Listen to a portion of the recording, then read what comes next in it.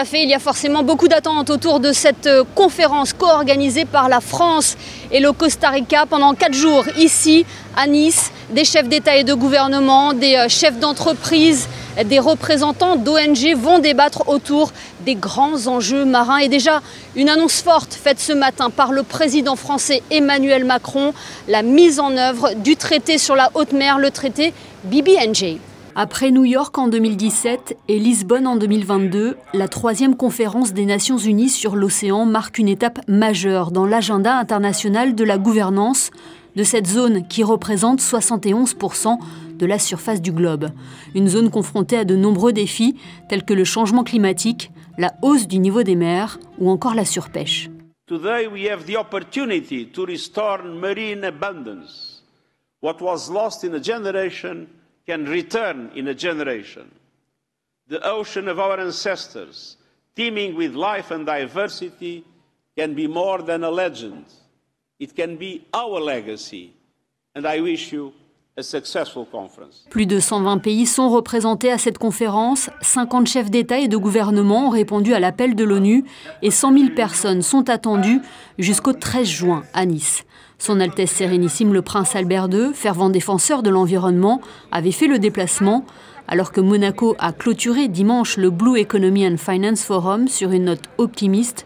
Le prince souverain s'est exprimé à la tribune ce lundi lors du débat général de l'UNOC. Il a rappelé les menaces qui pèsent sur l'océan. Ce trésor est en péril. Depuis notre rencontre à Lisbonne en 2022, les changements climatiques, l'érosion de la biodiversité et les pollutions, et notamment la pollution plastique, s'accroissent dramatiquement et nous peinons à répondre à cette crise planétaire. Pour autant, nous ne sommes pas impuissants et nous n'avons pas été inactifs. Même fragilisé, le multilatéralisme demeure notre seule solution. C'est pourquoi nous sommes ici aujourd'hui.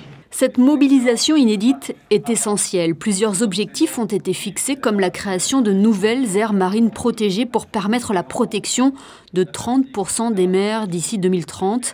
Mais un premier pas décisif a été officialisé dès le premier jour de l'UNOC. Une annonce importante pour la protection de la biodiversité en haute mer, l'entrée prochaine en vigueur de l'accord BBNJ. Ce traité sur la haute mer sera bien mise en œuvre. C'est donc gagné.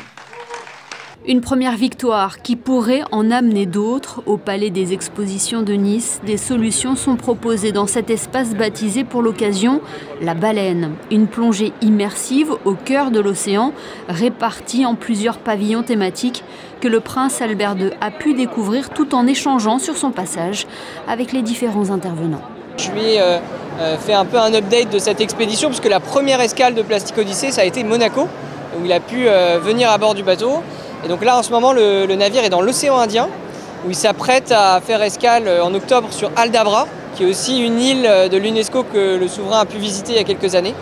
Et donc je lui ai parlé aussi de l'importance de ces sites qui sont très préservés d'un point de vue biodiversité, mais qui sont remplis de plastique.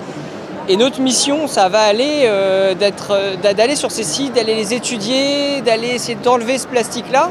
Et donc c'est important de pouvoir avoir un soutien le plus grand possible dans cette mission. Lors de sa présence à Nice, le prince Albert II a également pris la parole lors du lancement de la table ronde des donateurs polaires, une plateforme qui rassemble des institutions philanthropiques de premier plan, partageant un engagement commun pour la protection des régions polaires.